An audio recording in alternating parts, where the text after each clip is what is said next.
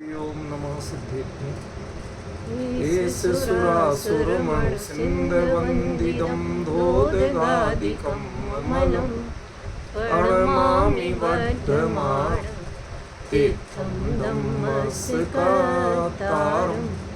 शेषे पुण्यतीर्थय ससौसिद्धे विशुद्धसाभावे समणेयानन्दंस चरित तव वीर्यायारे ते सर्वे समगं प्रत्येकमेव प्रत्येकं वन्दामि अवट्टन्ते अर्हन्ते मानुषे कीर्ते किच्चारिहन्ताणं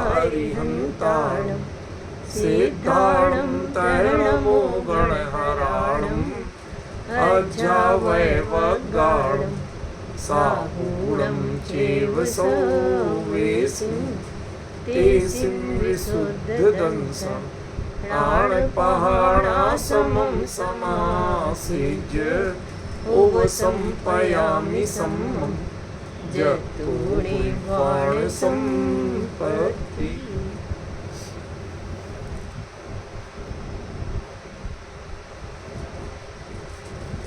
प्रवचन सार परमागम ये तत्व प्रज्ञापन महाधिकार गाथा 95 पृष्ठ 177। अपरिचित सहावेणोपादवयधुवत् संबद्धं गुणवं च सपज्जायं जं तं दौवं तिवोचन्ति। आप लोगों को याद हो, शायद पहले दिन बताया था कि ये गाथा छंद की 27 भेदों में एक अलग टाइप का भेद है। रूटीन जैसी गाथा पढ़ी जाती वैसी ये नहीं पढ़ी जाती। इसके पढ़ने के ढंग में थोड़ा अंतर है, मात्राएं उतनी ही हैं लेकिन ह्रस्व और दीर्घ या लघु और गुरु उसका अंतर है असली। उसके कारण से इसमें अंतर आता है पढ़ने का ढंग। एक शायद आज आखिरी चर्चा हो इस पर, एक बार इसको पढ़ना सीख लीजिए, बिल्कुल गैप दिए बिना पढ़ना है, पूरी सांस लेके। अपरिचित सहावेणुपादवयधुवत् संबद्धं गुणवं च सपज्जायं जं तं दौवं तिवोचन्ति। नीचे की पंक्ति 2 बार में पढ़ी जाएगी, ऊपर की पंक्ति 1 बार में पढ़ी जाएगी। ये थोड़ा उनमें टेक्निकली अंतर है, ठीक है ना। वापस अर्थ पे अपन आते हैं।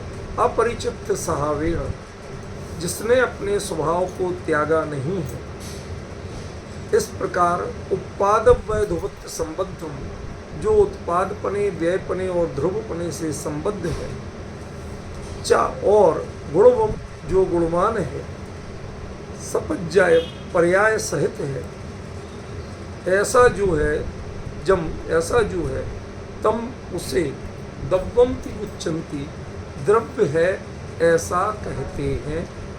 तीर्थंकर भगवंतों ने, केवलियों ने ऐसा कहा। ये तो हो गया आप अपनी चर्चा भी पर्याप्त चली।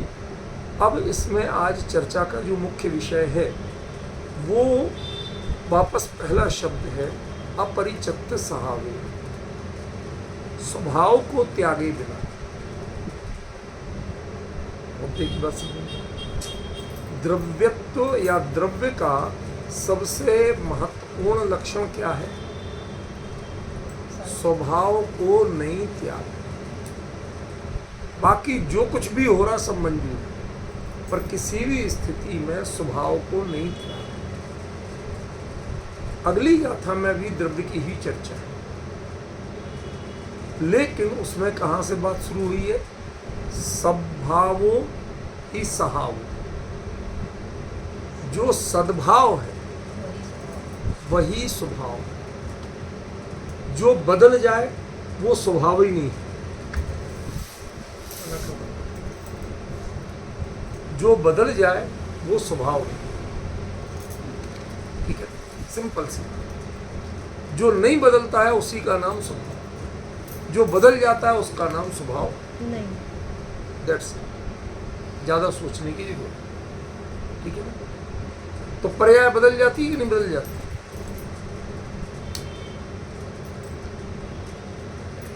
उत्पाद व्यय बदलता कि नहीं बदलता? आचार्य का जोर कहाँ है? स्वभाव को त्यागे बिना तुम्हें बदलने की छूट है, लेकिन स्वभाव त्यागने की छूट है। अब बताओ, क्रोध मान माया लोभ ये आत्मा के विभाव हैं कि नहीं? स्वभाव के बताओ, आपसे पूछ रहा हूं कि क्रोध मान माया लोभ आदि विकारी भाव ये आत्मा के विभाव भाव हैं या स्वभाव भाव हैं?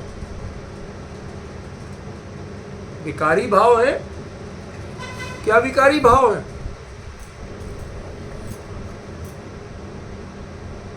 अब हवा टाइट हो रही, बोले तो बोले कैसे? क्या बोले? क्योंकि आचार्य ने सबसे मास्टर की पहले शब्द में दे दी है, जो स्वभाव को त्याग दे वो कभी द्रव्य नहीं हो सकता, वो द्रव्य की विशेषता नहीं हो सकती। ना वो उत्पादव्य ध्रुवत्व हो सकता है, ना वो गुणवानपना हो सकता है, और ना वो पर्याय सहितपना हो सकता है। कोई भी स्थिति हो, स्वभाव को त्यागने की अनुमति नहीं। तुम जितने चाहे विकारी बन जाओ, लेकिन तुम्हें स्वभाव को त्यागने की अनुमति नहीं। कैसे? मैं बताऊं। बड़ा अटपटा एग्जाम्पल देने वाला हूं, लेकिन परफेक्ट एग्जाम्पल। आपको गाली देना हो चाहे स्तुति करना हो, यदि आ बोलना है तो गाली में भी आ जहां से निकलेगा, स्तुति में भी आ वहीं से निकलेगा। मां बोलना है तो गाली में भी मां जैसे निकलेगा, स्तुति में भी मां वैसे ही निकलेगा। मां, अब होंठ नहीं मिलाओ तो आप मां नहीं बोल सकते। बोल के देख लो, गूंगे जैसे करोगे आप। मतलब विकारी और अविकारीपना और स्वभाव ये दोनों भिन्न चीज है। विकारी और अविकारीपना ये विवक्षाएं हैं, ये स्वभाव नहीं है। ना अविकारीपना स्वभाव है, ना विकारीपना स्वभाव। असल स्वभाव कुछ तीसरी चीज है। डिफरेंस समझे? आपने गाली कहा और आपने अच्छा कहा, दोनों में कौन सही?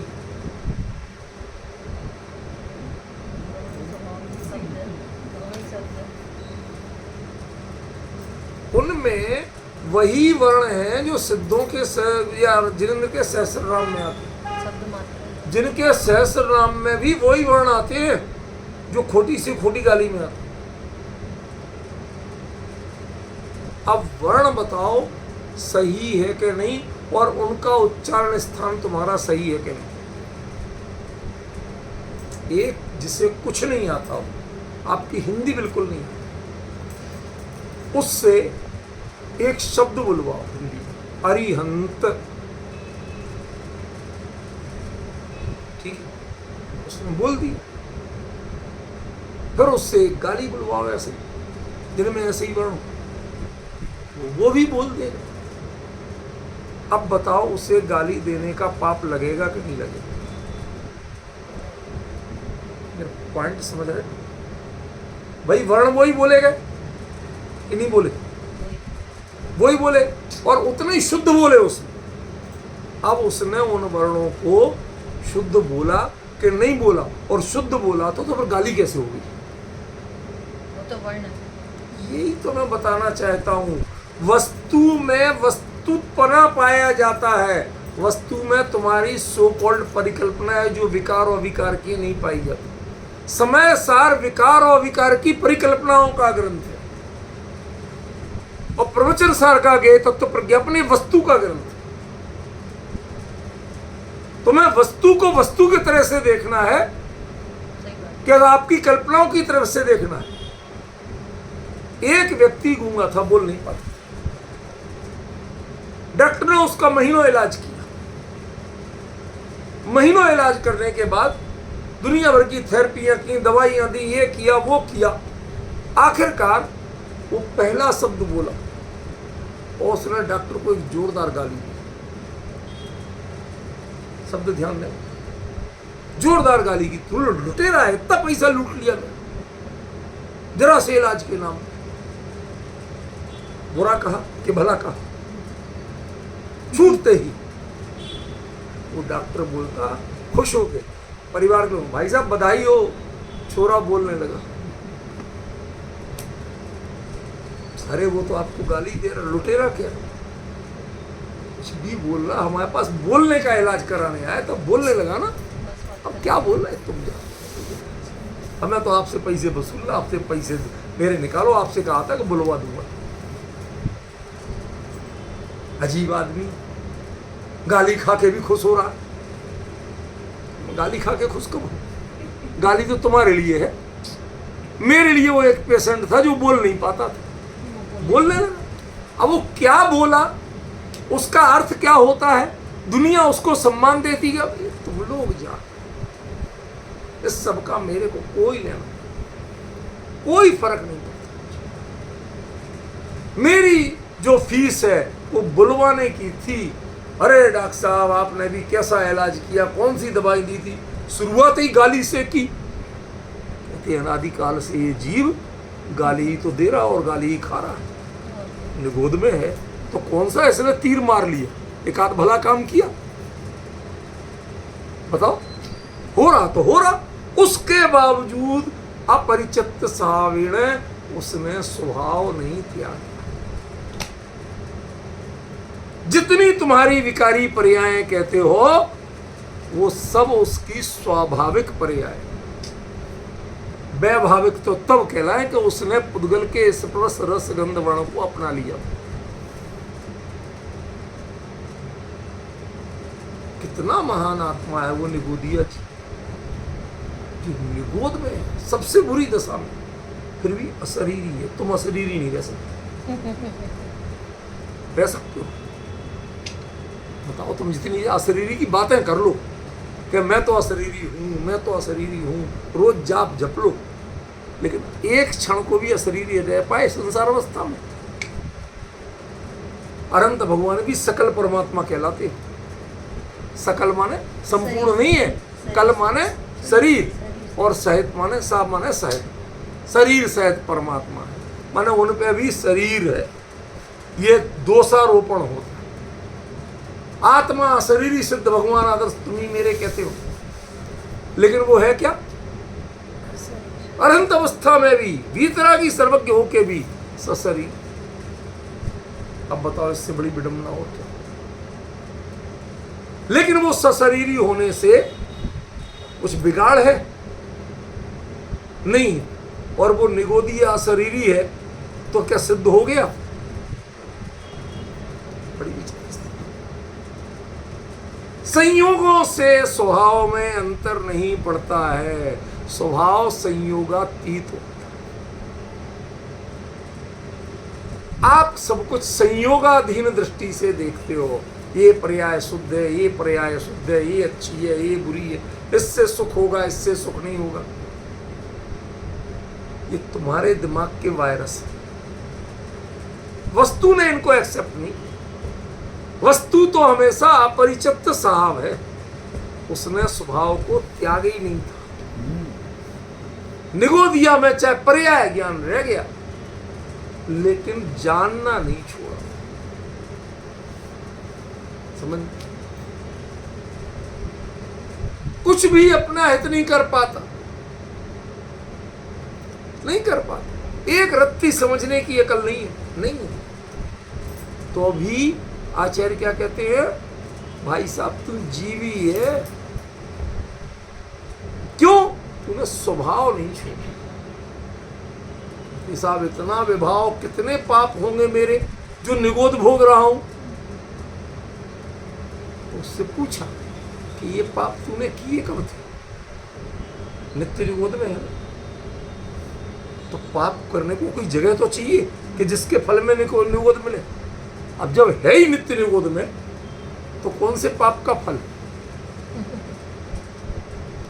सच बताऊं, किसी दिन यदि गाड़ी पटरी से उतर गई और निगोद वाले मैटर को छेड़ दिया तो आप लोगों के दिमाग के चूल्हे हिल जाएंगे। ऐसी ऐसी बातें हैं मेरे पास, समझ में आया? मन करने लगा एक बार तो हो ही आओ। मजाक नहीं कर रहा हूं। उसके ऐसे ऐसे पक्ष हैं जिनको हमने विचार नहीं किया, हमने उसको सबसे दयनीय माना। एक ही पक्ष समझ लो कि संसार में हो कि भी वो अशरीरी वो ही रह पाता और कोई नहीं रह पाता। अनंत भगवान भी अशरीरी नहीं रह पाते। संसार में अशरीरी है तो ने वो दिया है। समझ रहे कि नहीं? ऐसी अनेकों बातें उस पर लागू पड़ती। नित्य हम कर्मों का फल भोगते हैं और वो बिना कर्म किए फल भोगता। मतलब अरे निगोद में गया किस कर्म के फल से गया ये बताओ पहले। जीव तो प्योर तत्व है ना, तो वो निगोद से क्यों शुरू होती उसकी यात्रा? ये बताओ। आज तक हमें किसी ने उत्तर नहीं। समझ में आया? मैं एक बात कह नहीं रहा हूं, आपको अलग से बताऊंगा, लेकिन तो अभी लोग दुनिया भर की बातें करने लगेंगे, इसलिए नहीं बता रहा हूं संदर्भ। मैंने किसी खास व्यक्ति से पूछा, हमने कहा नित्य निगोद वाला जीव किस कर्म के फल से निगोद में गया? और गया तो पहले कहां था? फिर वो नित्य निगोद नहीं रहा, फिर तो इतर निगोद हो गया ना। जब बातें हम नित्य निगोद की कर रहे हैं, कोई उत्तर मिला नहीं था, टाल दिया गया था। क्यों? क्योंकि अनेकों चीजें ऐसी हैं, जीव जब स्वभाव को कभी त्यागे ही नहीं था और उसके पहले कुछ किया नहीं था, तो बिना कुछ किए इस शरीर ही नहीं मिले तो हिंसा आदि कोई भी पाप करेगा कैसे? इंद्रियां नहीं मिली तो झूठ बोलेगा कैसे? बताओ। जीभ नहीं मिली तो अभक्ष खाएगा कैसे? ये आपके तो सारे पाप इन्हीं से शुरू होते हैं ना।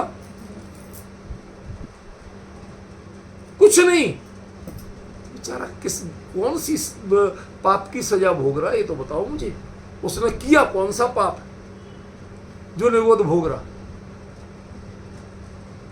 अभी सोचोगे ना, दिमाग सिर दर्द होने लगेगा। उत्तर तो मिलेगा नहीं, सिर दर्द होने लगेगा। क्योंकि अभी भी कई विषय ऐसे हैं जिनका आपके पास सीधा उत्तर नहीं है, स्पष्ट।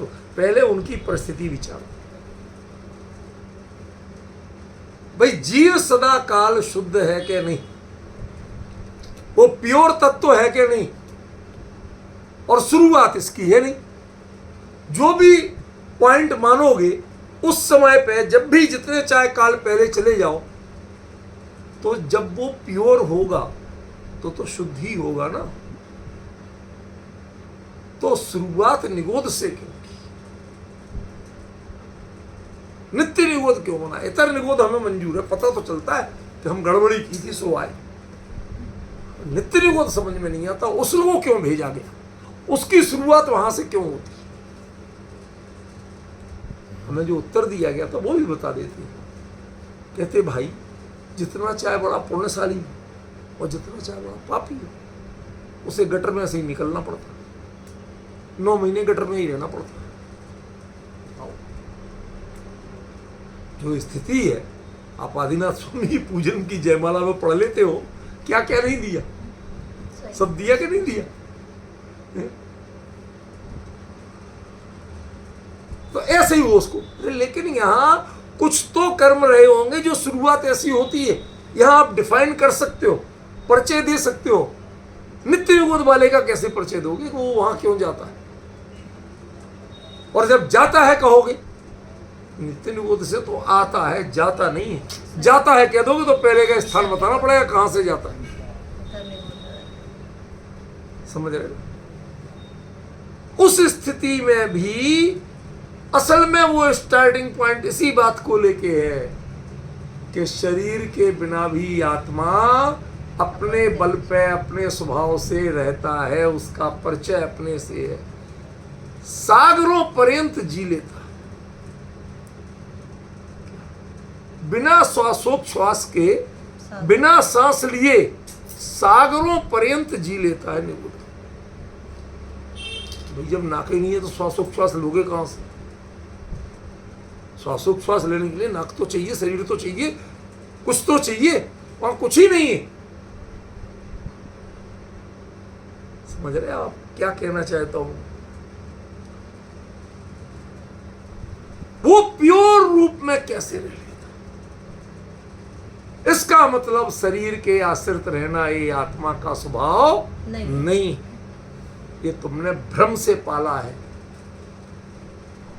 उसे तो आदत पड़ी है शरीर के बिना ही रहने की। नित्य निगोद में शरीर के बिना ही रह रहा था, और इतर निगोद में जाएगा तो अभी शरीर के बिना ही रहेगा। कौन सा शरीर लेके रहेगा? समझ रहे आप? ये स्वभाव जो उसका है वो स्वभाव कभी छूटता नहीं। निगोद से बुरी कोई गति नहीं है, दशा नहीं, परिणति नहीं, उसमें भी स्वभाव छूटता नहीं है। जीव द्रव्य है यदि तो इसी कारण से है कि जो स्वभाव, जो परिणति है, जैसी चाहे कह लो आप, पता नहीं कितनी बुरी रही होगी जो निगोद भोग रहा है, कुछ नहीं है, उसने स्वभाव को छोड़े। समझ गए? अब ऐसा क्यों हुआ? भले ही इसका उत्तर हम नहीं दे पाए कि कौन से कर्म किए थे जो ऐसा हुआ। वो लोगों ने लिख दिया इन भावों का फल क्या होगा, दुनिया भर के फल बता रहे थे। हम कहते भैया ये कौन से भावों के फल में गया नित्य निगोद, ये तो बताओ हमें।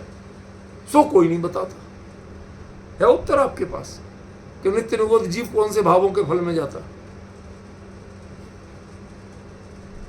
बताओ, हो तो नहीं है उत्तर। इसका मतलब है, अब समझ में आ रहा कि केवली के बिना बहुत सी बातें ऐसी है जिनके उत्तर आपको स्पष्ट नहीं होते। इसलिए केवली के पादमूल में ही दर्शन मोह का पूर्ण क्षय होता। छपक श्रेणी चरित्र मोह के अभाव की श्रेणी उनके पादमूल में होती है। क्यों? उनके बिना कोई आपको उत्तर देने वाला है ही नहीं। अनेकों ऐसे विषय रहेंगे जिसका कोई उत्तर,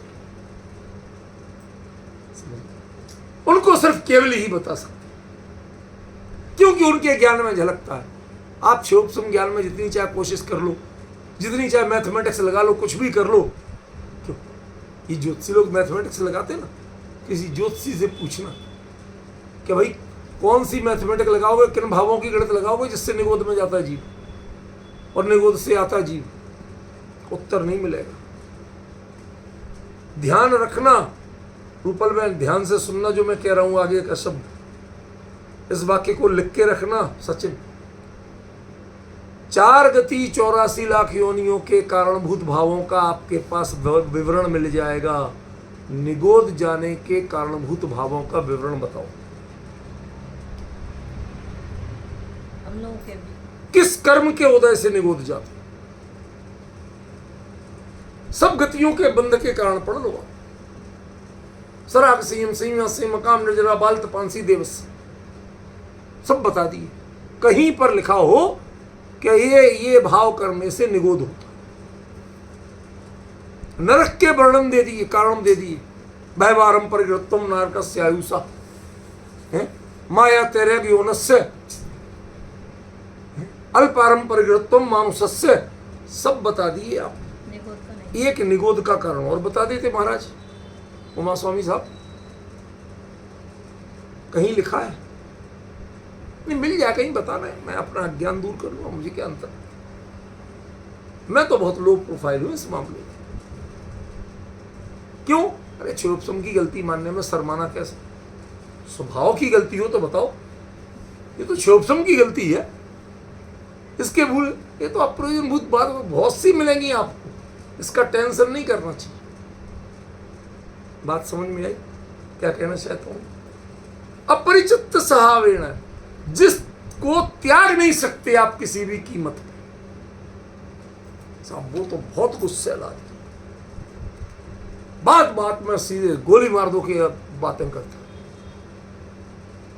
अच्छा एक बात बता, किसी को जान के गोली मारने की बात करता है कि बिना जाने? जानकर।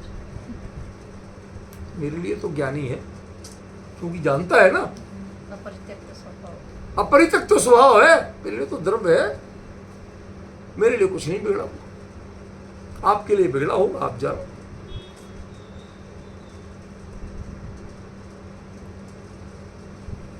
कितने गुस्सैल हो, डॉक्टर ये कहेगा भाई साहब देखो ऐसा है, मेरे हिसाब से तो ठीक ठाक है। कि क्यों? आंख से दिखता है उसे, कान से सुनाई देता है उसे, भावों में उबाल भी आता है। उबाल नहीं आया तो आदमी बेकार पड़ जाए। जब वो सोडा वाटर ही क्या जिसमें उफान नहीं आए, ऐसी वो संसारी जीवी क्या जिसमें उफान नहीं आए भावों का, वो तो सब आएंगे। वो डॉक्टर कहता है बिल्कुल नॉर्मल है भाई साहब, खाम खामे आप लिए डोल रहे हो। अब ये तो सब में भिन्न भिन्न कुछ ना कुछ चलेगा, किसी में क्रोध होगा, किसी में मान होगा, किसी में माया होगा, किसी में तो चलेगा। ये सब उसके मन के काम करने के निशानियां हैं कि हाँ मन सक्रिय है, मन जड़ नहीं हुआ। अब वो कौन सी कसाय हो रही वो बात अलग है। आप उन्हें कसाय के रूप में देखते हो, मैं ये देखता हूं कि इसका मन सक्रिय है, सही काम कर रहा। हमें इससे अधिक क्या देखना। घर में लाइट नहीं है, आदमी बहुत परेशान, मिस्त्री चौतरफा ढूंढ ये सब कर कहीं लाइट नहीं। अब इतने में टटोलते जा रहे थे, अब अंधेरा था तो कहीं करंट लग गया।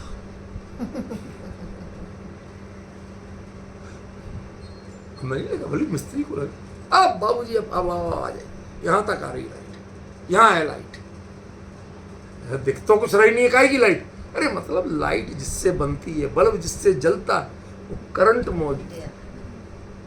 कीमत किसकी है? करंट की है। अब उससे एसी की ठंडक मिलेगी क्या हीटर की गर्मी मिलेगी? ये अलग चीज है। स्वभाव करंट का नाम है, स्वभाव ठंडक और गर्मी का नाम है। ये परिणतियां, जो झटका लगा था ना आपको, वो स्वभाव।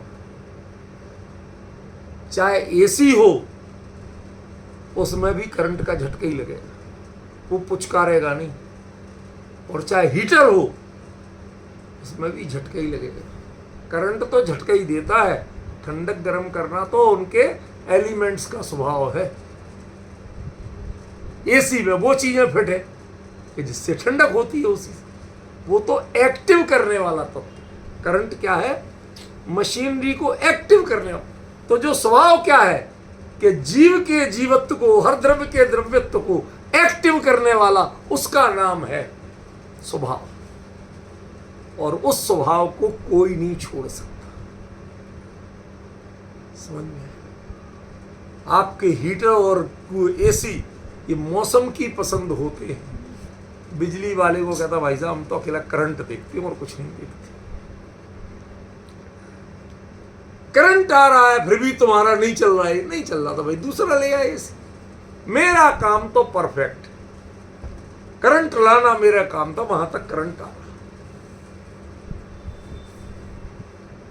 जो निगोद में सोही मुझ में सोही मुख मजार, निश्चय भेद कछु है नाही भेद गिने संसार।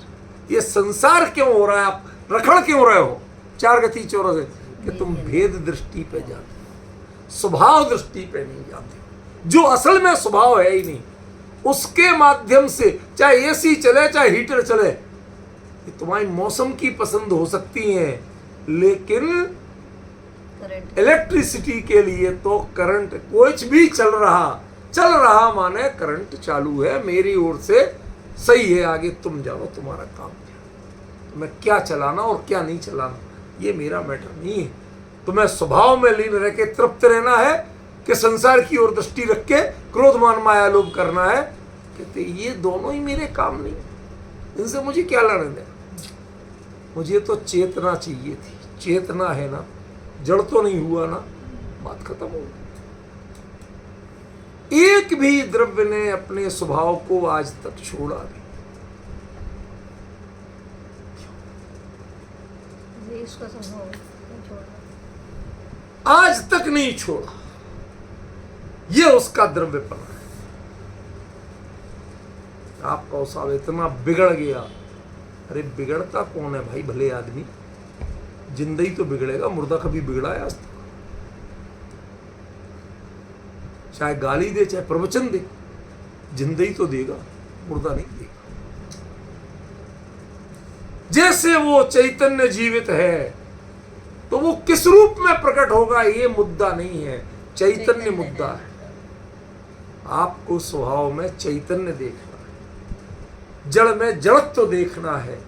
आपको उसमें दूसरी चीज देखनी ही नहीं है। आप च्वाइसें जो देखते हो ना, इसलिए आपको आज तक द्रव्य का ज्ञान नहीं हुआ, आज तक द्रव्य की पहचान नहीं हुई। द्रव्य का द्रव्यपना क्या है ये नहीं जानते। यहां जिस गाथा में जहां से बात शुरू की थी, इसी शब्द से अगली गाथा शुरू होती है। सब भावो ही साहब, जिसका हमेशा सद्भाव रहता है उसी का नाम स्वभाव। जो छूट जाए उसका नाम स्वभाव ही। अब परिचित साहब है ना, देखो बिल्कुल दोनों बातें एक ही जगह चल रही, कोई अंतर है भाई साहब? यहां कह रहे कि तुम स्वभाव छोड़ नहीं सकते, और वहां कह रहे जो छूटता नहीं है उसी का नाम स्वभाव।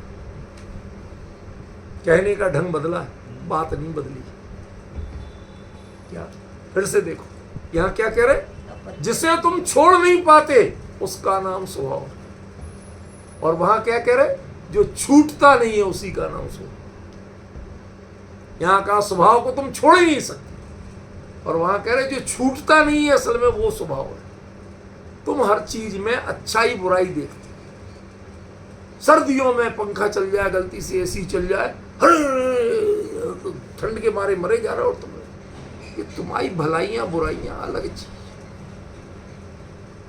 समझ में? तुम्हें क्या चलाना क्या नहीं चलाना भूल जाओ। तुम इतना ध्यान रखो कि तुम्हारे लिए घर में करंट आ रहा है या नहीं। इलेक्ट्रीशियन तो यहां से वापस लौट जाता है भाई, जब करंट तो पूरा आगे तुम जानो, तुम्हारा काम जानो। ये राग दोष मोह की विकारी वृत्तियां और चाहे स्वरूप में लीन होने की अविकारी वृत्तियां, ये दोनों असल में स्वभाव नहीं। ये वृत्तियां जिससे होती हैं उसका नाम स्वभाव।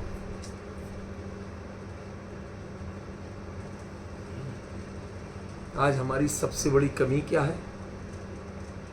हमने अभी भी समय सार की शैली में ए दे सव्वे भाव पोगल द परिणाम निपणना, अभी तक दिमाग में वो ही चढ़ा पड़ रहा है। राग द्वेष मोह के विकारी भाव, अरे साहब वो तो बिगड़ गया, बिल्कुल बिगड़ गया। तुम समझते क्या हो ये तो बताओ। वो चैतन्य की निशानी है, वो जड़ता की निशानी नहीं है। जड़ में आज तक, पत्थर में आज तक गुस्सा नहीं आया। बताइए, आया हो? पत्थर नहीं अकड़ा आज तक। जिस पाषाण में आपने परमात्मा का अधिष्ठान करके प्रतिष्ठा कर दी, उनने कुछ किया कभी? आप सवारे ऐसा भगवान आज प्रक्षाल पूजन करते, अरे साहब हमने तो आज इतनी तो ये सब हरकतें भगवान ने की कभी? हाय आज तो 100 भक्त मेरी पूजा करके गए, प्रक्षाल करके गए। और कोई कहने लगे तो उन्हें क्या कहोगे? भगवान के व्यंतर। लोग यही नहीं समझते, बड़े वीडियो जारी करते, अरे साहब वो ऐसे बोले।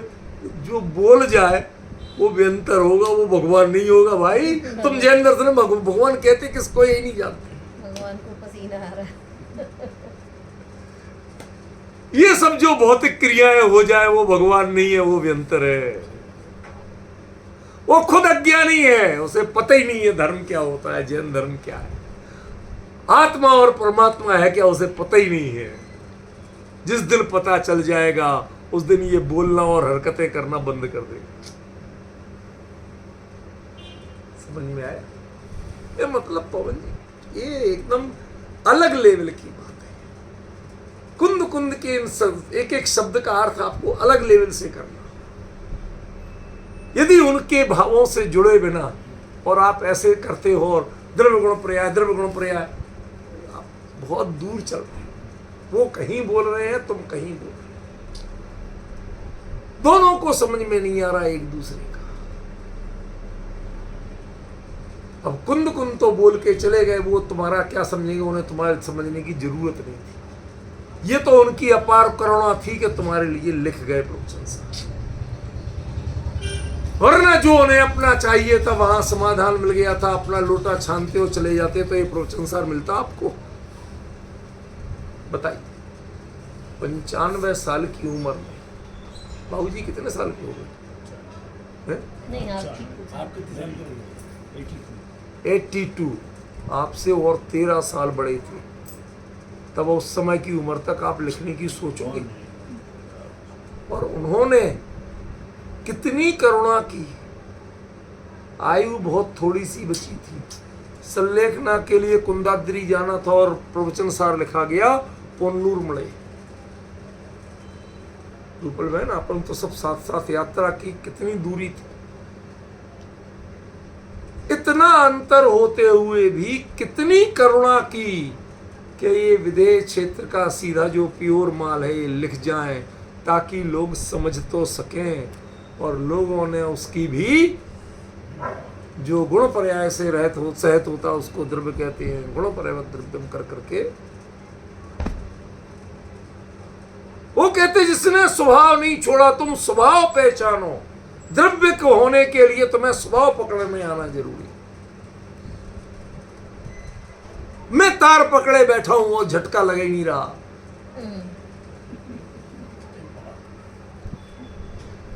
भाई साहब ये तार बहुत बढ़िया है, इसमें झटका नहीं लगता। कहते भले आदमी, तेरे घर में हमेशा अंधेरा रहेगा। एक जितने चाहे इंस्ट्रूमेंट ले, एक भी काम नहीं करेगा। जब इसमें झटका लगेगा तब वो काम करेगा। तुम इंस्ट्रूमेंट्स को देखते हो, ये चल रहा है कि नहीं चल रहा है। इससे तुम्हें यहां कहते हैं कि उसमें करंट आ रहा कि नहीं आ रहा, ये इंपॉर्टेंट। वो चैतन्य की प्रणति स्वभाव में चरितार्थ है कि पर में फैल रही है, बर्बाद हो रही है। ये बर्बाद और आबाद कुछ नहीं होता है। वो जिसमें तुम बर्बाद कहते हो उसमें भी वो जीवित है, और जिसमें तुम आबाद कहते हो उसमें भी जीवित नहीं है। ऐसा हमने जिनबिंब के निमित्त 1 करोड़ रुपए दिए। द्रव्य की इससे बड़ी सार्थकता कुछ होगी? इससे बड़ा सौभाग्य कुछ होगा? बहुत अनुमोदना है ये। और एक ने बाई जी के डांस पे 1 करोड़ रुपए लुटा दी। मैं मजाक नहीं कर रहा हूं। इस शादी ब्याह में आजकल लोग हीरोइन को नचवाने बुलाते हैं, 5 मिनट के लिए आते हैं, उल्टे सीधे ऐसे किए और चले जाते हैं। वो करोड़ करोड़ रुपए ले जाते हैं। सच्ची बात बता रहा हूं, ये आज की बात बता रहा हूं, मैंने कोई गप नहीं ठोकी है, समझे? 100% यथार्थ है। क्या है भाई साहब? अश्लील गाने, अश्लील कपड़े सब करके ड्रामा करके चले गए। 1 करोड़ रुपए वो भी ले गए। 1 करोड़ रुपए आपने जिनबिंब के लिए भी दिए। बताइए किसकी सार्थकता है? जो जिनबिंब विराजमान करने के लिए दिए, ये सार्थक है? ये द्रव्य का सदुपयोग है कि बाई जी के ठुमकों पर फेंकना ये सदुपयोग है? वो तो गलत है ना। सच बताना। 1 करोड़ की वैल्यू 1 करोड़ यहां भी है और 1 करोड़ की वैल्यू 1 करोड़ वहां भी है। 1 करोड़ की वैल्यू दोनों में बदली नहीं। बाई जी भी जाके बैंक में जमा करेंगी तो उतना ही वैल्यू है, और दान में जो जिनबिंब के लेके वो जमा करेगा उसकी भी उतनी है। दिस कॉल्ड अपरिचित सार। आप परिणतियों से देखते हो, वस्तु से नहीं देखते हो। समस्या तो सारी यहां है। मैं जानबूझ के घुमा के दृष्टांत दिया था ताकि पकड़ में तो आए कि आचार्य क्या कहना चाहते। अपरिचित सावेण का मतलब क्या है? आपने ये शुभाशुभ को स्वभाव मान के बैठ। इतनी तन्मयता हो गई कि इससे भिन्न भी आत्मा का कोई स्वरूप है, स्वभाव है, आपको कुछ एहसास तक मिट गया। दिन रात शुभाशुभ के भावों में बहते जा रहे। आत्मा माने शुभाशुभ। ये जो विडंबना बनती जा रही है, आप गे को कभी जाने ही नहीं पाओगे भाई साहब। आप जितने चाहे ज्ञाता बन जाओ, लेकिन गे को नहीं जान पाओगे। गे को केवल ही जानते, ऐसे जानते कि उन्हें किसी भी परिस्थिति में उसके स्वभाव छूटता दिखता ही नहीं। वो बना हुआ है, माने स्वभाव बना हुआ है।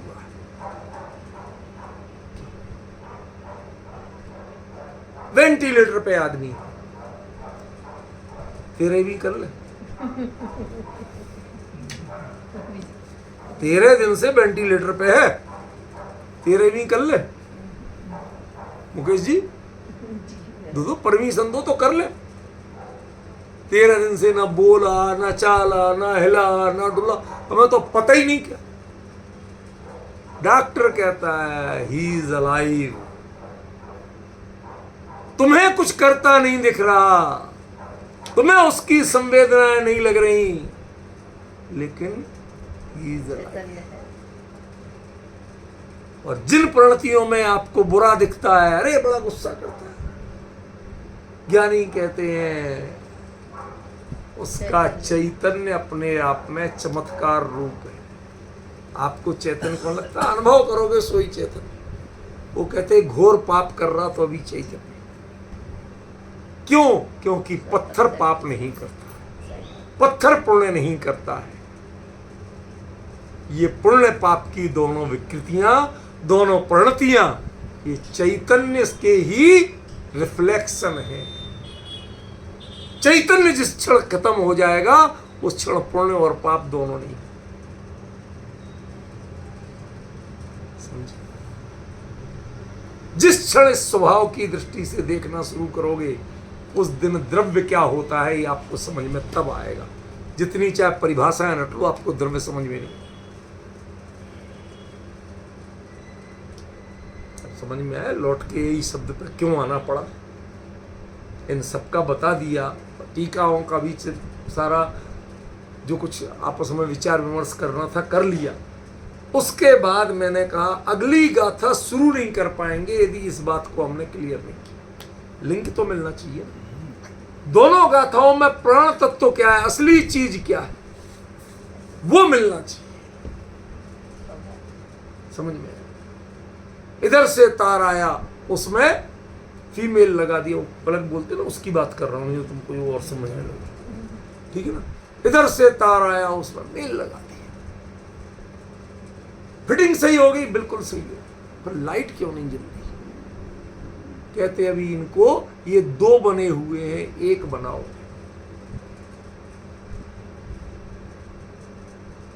इसमें करंट आ रहा है, लेकिन उसमें करंट नहीं जा रहा है। इन दोनों को करंट का स्पर्श करो, वो होते ही जल गई। अब बताओ ये फिटिंग सही हुई कि नहीं हुई? कि भले आदमी लाइट जल गई, अब और क्या फिटिंग का करंट खा के ही मानेगा? झटका खा के ही मानेगा? अरे वो क्रोध कर रहा है, चैतन्य है भाई।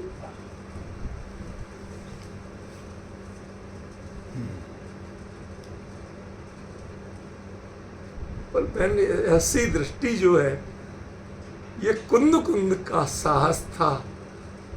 अब लगता है जब ऐसा पढ़ते हैं कि हम लाए हैं विदेश से तत्वों, जो चीजें यहाँ इस भरत क्षेत्र में नितांत दुर्लभ हो चुकी, कोई जिसके बारे में बोलने का साहस नहीं कर रहा। और ये कुंद कुंद का ही साहस था। वो तो लिख गए, लेकिन उनके टीकाकार, उनके शिष्य प्रशिष्य, तत्वार सूत्र के कर्ता उमा स्वामी उनके साक्षात शिष्य थे।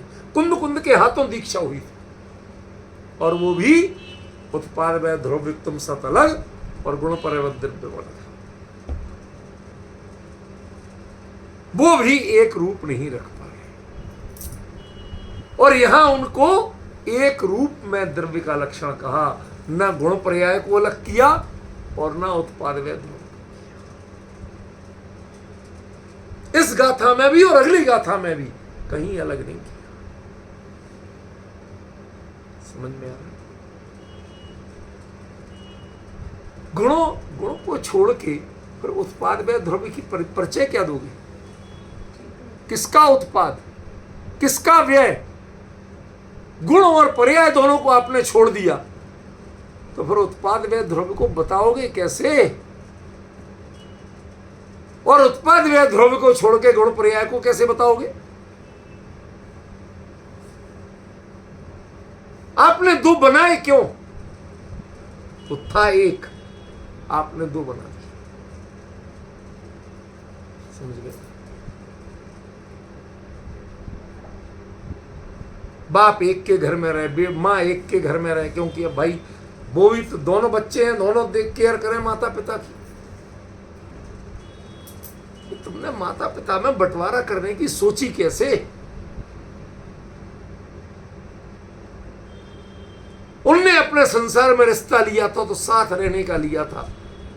तुम औलाद बने थे तो उनके धर्म को, उनके स्वरूप को निभाने के लिए बने थे कि उसको तोड़ने के लिए बने थे? तुम्हारी नालायकी यही है कि वो दंपति बने थे और तुमने उनको अलग अलग कर दिया। गुणों और पर्याय उत्पाद व्यय द्रव्य के बिना उनकी परिभाषा, उनका स्वरूप तय नहीं होता। और उत्पाद व्यय द्रव्य ये अपने आप में परिभाषाएं हैं, लेकिन प्रयोग तो गुणों और पर्याय में ही होता है। इनको अलग अलग करने का आपने दुस्साहस किया क्यों?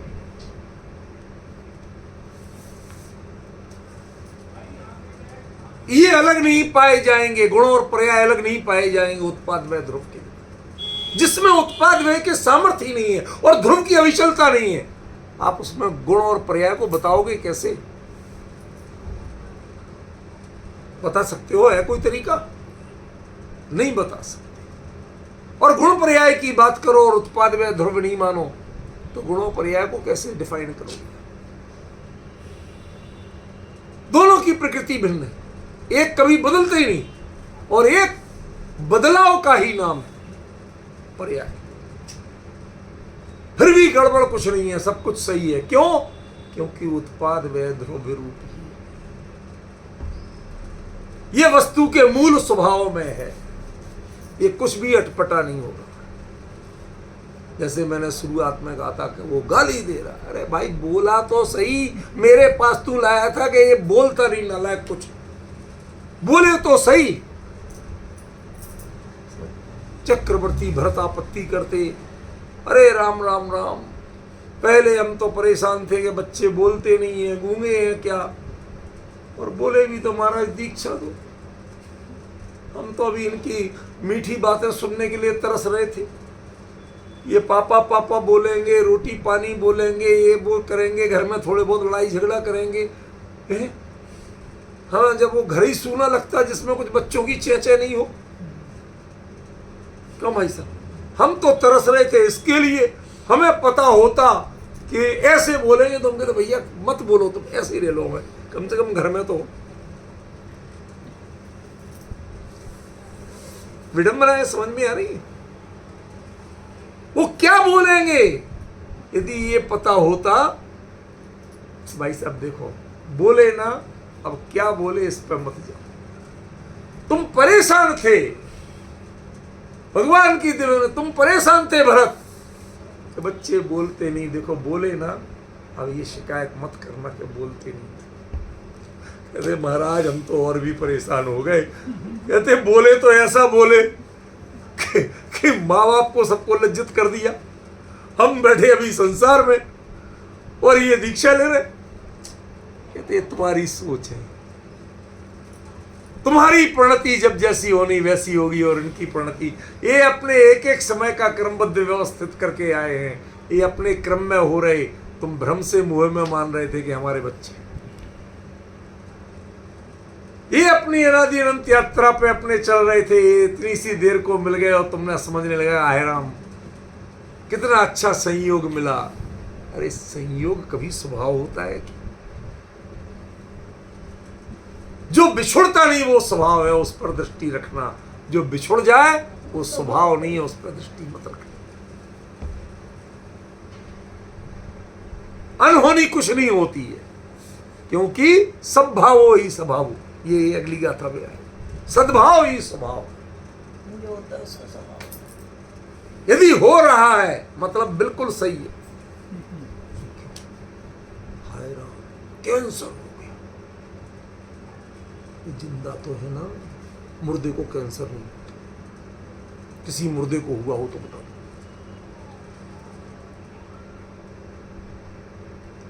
बातें ऐसी करते हो, क्या करो, वस्तु का स्वरूप ऐसा है। मैं ऐसी बातें नहीं करूं तो क्या करूं? इस जो आचार्य कह रहा है उसको कैसे समझाऊं? जो आपके लिए विकृति और अविकृतियां हैं, ये आपकी डेफिनेशन है, वस्तु ने इनको एक्सेप्ट किया नहीं है। कर जाए तो वस्तु नहीं। वस्तु में जिसका सद्भाव है वो सब उसका स्वभाव है। वो जितना चाहे जोर का झटका लगे, लेकिन भाई साहब करंट है, खुश होना चाहिए। मोहन जी कहते यार झटका लगे और 3 दिन तक हाथ नहीं चलेगा, और आप कह रहे तो क्या करें, आपने इलेक्ट्रिशियन को बुलाया काहे को? तो हमारे घर में करंट नहीं आ रहा, मुद्दा तो ये था, बल्ब नहीं जल रहा, तो बल्ब जानो तो बल्ब फूक गया होगा। मुद्दा ये करंट आ रहा माने इलेक्ट्रिशियन का काम पूरा। चैतन्य संदीप्त है, बस इसमें जीव द्रव्य है। उसका द्रव्यपना क्या है कि चैतन्य की संदीप्ति वह कभी खत्म नहीं होना, चाहे चिंगारी पर्याय ज्ञान की रह जाए, लेकिन चैतन्य है वो आज बुझा नहीं।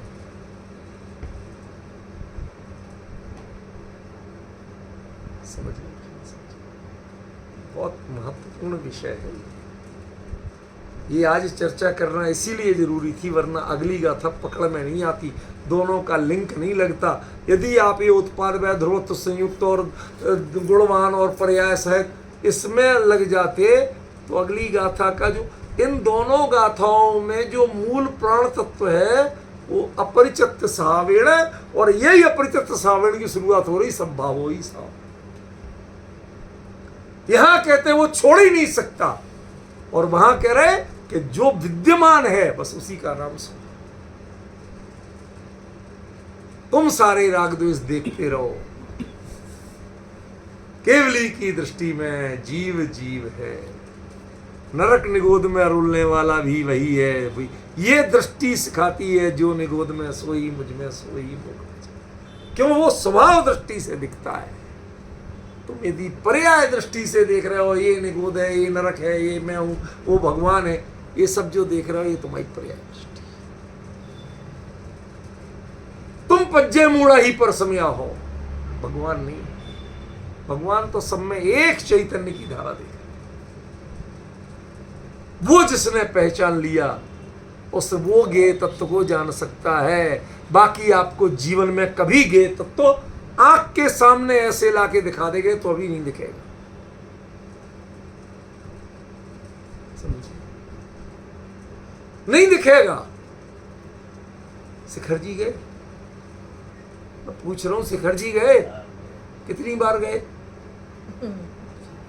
होंगे 8-10 बार तो गई। हम काय को कम गिने, हम तो ज्यादा ही गिन के चले। ठीक है ना, पार्श्वनाथ स्वामी की चौक की वंदना की थी कि बीच में से लौट आए थे, की थी, क्या दिखा था?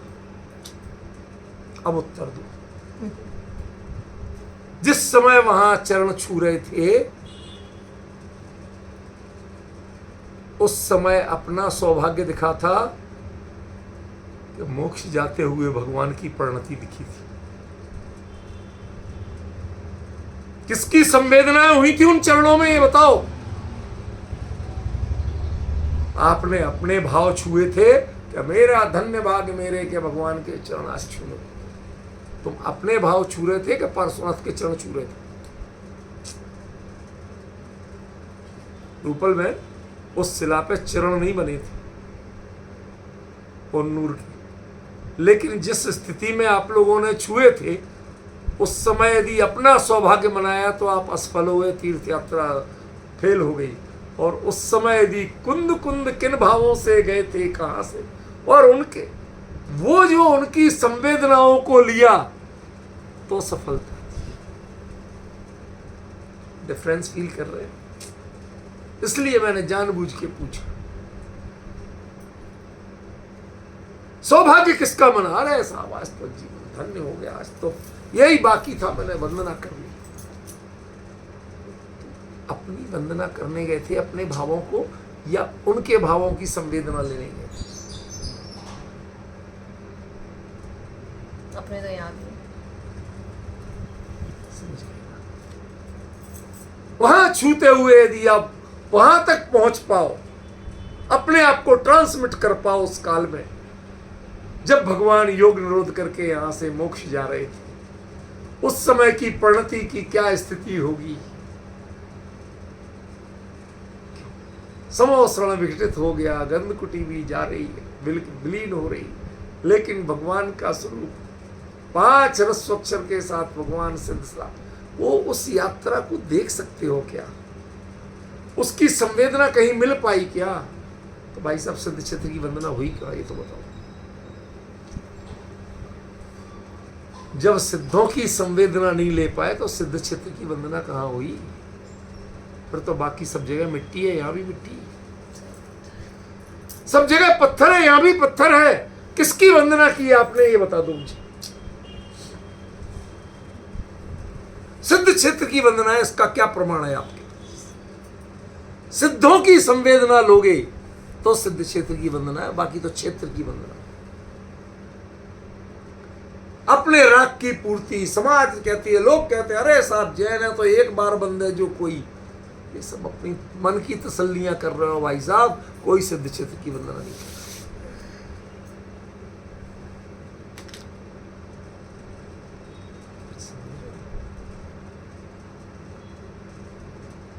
कभी चलेंगे किसी सिद्ध क्षेत्र साथ में, वहां इन संवेदनाओं का अंतर बताएं,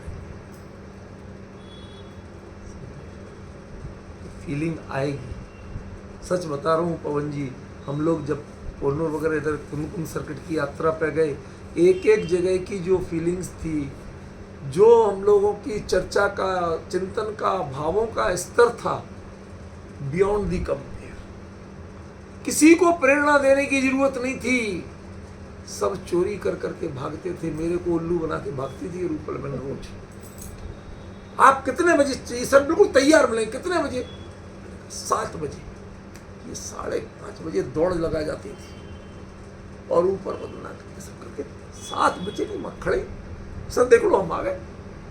हमें सब खबर रहती थी कहाँ होके आए, ये कमरे से आया, कहाँ से आए। लेकिन ये सब हमें सुनील भाई ने कह दिया था, अरे वो एस्थमेटिक है, वो ये है, वो इंडिया में। मैंने कि मेरे साथ रहते हुए कुछ हो जाए तो कहना। क्यों? क्योंकि मैं अपने साथ रखूंगा ही नहीं ना, मैं तो कुंद कुंद के साथ छोड़ दूंगा, फिर कुछ नहीं होगा। मेरे साथ रहेगा तो कुछ भी हो सकता है। हमने सबको कुंद कुंद के साथ जोड़ दिया। ये डिफरेंस सीखो, कुछ नहीं हुआ। इनको तकलीफें हैं, एक दिन भी तकलीफ हुई थी रूपल में, पता चला, बल्कि तबीयत ठीक हो गई, मजा आ गया, खूब जो पक्का वक्का सब खाया पिया, जो सब चल रहा, कोई किसी को तकलीफ। क्यों?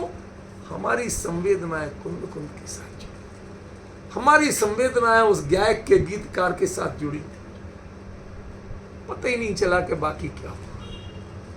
ऐसे ही ज्ञानी कहते हैं अपनी संवेदनाएं अपरित्यक्त स्वभाव, जिसने स्वभाव छोड़ा नहीं उधर लगा लो। ये पर्याय दृष्टि वाले पर समय मत बनो। अब समझ में आया? 2 गाथाओं में शुरू में पज्जे मूड़ा ही पर समय क्यों कहा था? तुम वहां लगे रहे तो तुमने द्रव्य समझ में नहीं आएगा।